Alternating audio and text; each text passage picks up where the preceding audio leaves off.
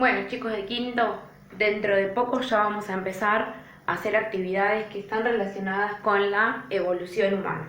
Todo este tiempo veníamos hablando de la evolución, las distintas teorías, ¿sí?, que se fueron nombrando, que fueron apareciendo con el correr del tiempo sobre cómo evolucionaron las especies. Nombramos a Lamarck, después vino Darwin y ahora lo último apareció alguien nuevo junto a Darwin, que fue Mendel. La última de las teorías que aparece dentro de todo lo que es evolución es la teoría sintética de la evolución, que es la que prevalece en la actualidad, ¿sí?, hablando de forma biológica. No sé si recuerdan que a comienzos de la materia habíamos dicho que la vida había aparecido en el agua a partir de una protocélula.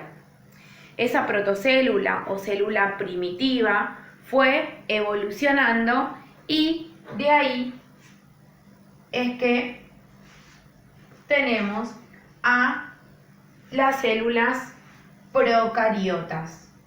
Recuerden siempre que las células procariotas son aquellas que tienen un núcleo primitivo, no tienen el material genético encerrado en un núcleo. Y luego, estas células más evolucionadas fueron las eucariotas. Las células eucariotas tienen un núcleo verdadero, por eso el eu delante de cariota, que significa núcleo. El ADN o material genético se encuentra envuelto en una membrana formando un núcleo verdadero.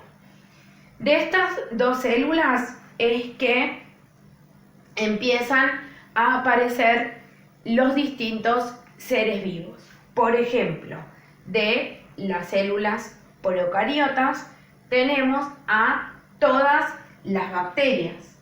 De ahí es que aparece el reino llamado Monera.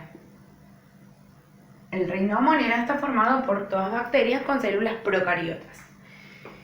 ¿Qué pasó con la célula eucariota? La célula eucariota se dividió en dos. Está la célula, vamos a hacer más corto, célula por un lado vegetal y por otro lado la célula animal. De la célula vegetal es que surge el reino de las plantas. Y de la célula animal es que surge el resto de los reinos.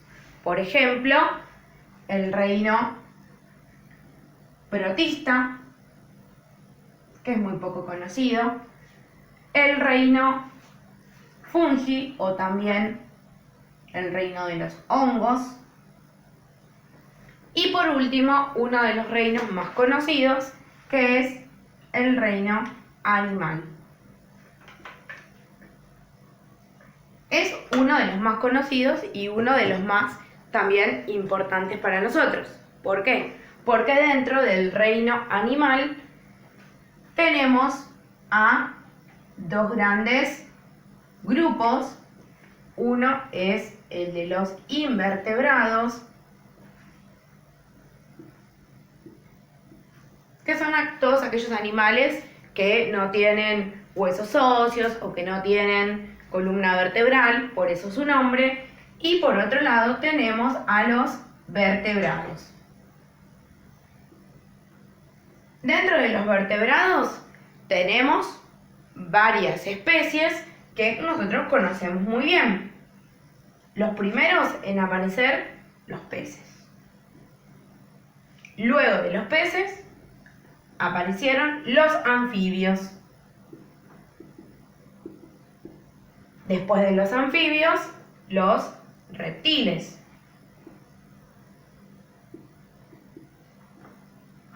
Más adelante, las aves. Y finalmente, los mamíferos. En la actividad pasada, que estaba relacionada con la ESI, tenían que averiguar cuál era la particularidad de los mamíferos. Los mamíferos son muy importantes en la evolución humana. ¿Por qué? Porque dentro de los mamíferos, ¿a quién encontramos? Al ser humano.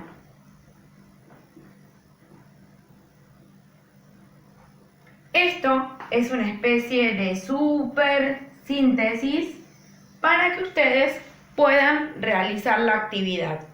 Con todo esto van a poder completar su cuadro y observando algunas imágenes y pensando un poco si los primeros seres humanos se parecen a los actuales o qué tuvo que pasar ahí, porque si todo esto fue evolucionando, ¿sí?, hasta encontrarnos con el ser humano, ¿ahí se detuvo la evolución o qué pasó con el ser humano? ¿Es igual al de hace millones de años atrás?